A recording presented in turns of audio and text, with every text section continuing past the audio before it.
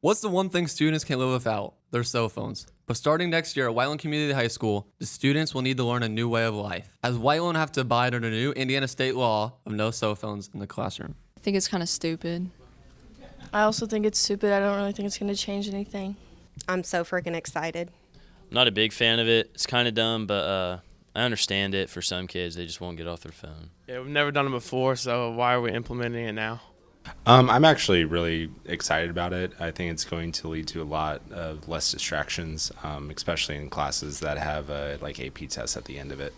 I think, honestly, they are a huge distraction. It has definitely impacted kids' learning, kids wanting to learn. So I think it's going to have more of a positive impact on student learning overall.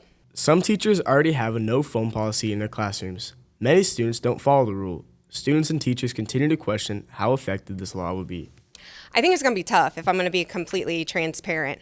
I think we need to develop a policy where there's no gray area, everybody is on board. I think consistency across classrooms is going to be important. So I'll be curious to see how exactly we handle the no cell phones. I don't think it'll be that great. I think kids will just find a way to work around it. The fact that it's going to be taken away, like when I say taken away, I mean more like just put away, and it's now an Indiana state law that's put away. I think it's going to be extremely effective. Very effective. I think kids are just going to be more upset about coming to school, especially when they can't have their phones.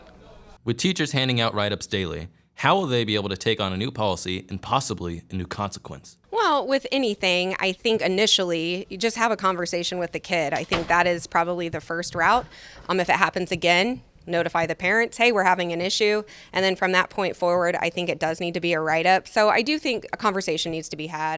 I don't really think there is a reasonable consequence, to be honest. It's kind of a dumb rule. Yeah, I guess if they choose to get on the phone, they're just not learning, so it's on them. I think the taking away of the phone is probably the most viable of all the different consequences that could possibly happen. I don't know, detention or something, or just take the phone away. I don't think it should be something super dramatic. Maybe just a warning and teacher tells you to put away. I think the teacher should just take the phone and put it on their desk because it's not that big of a deal. Some anticipate what others dread, but the new phone law at Whiteland Community High School will be calling soon in the 2024-2025 school year.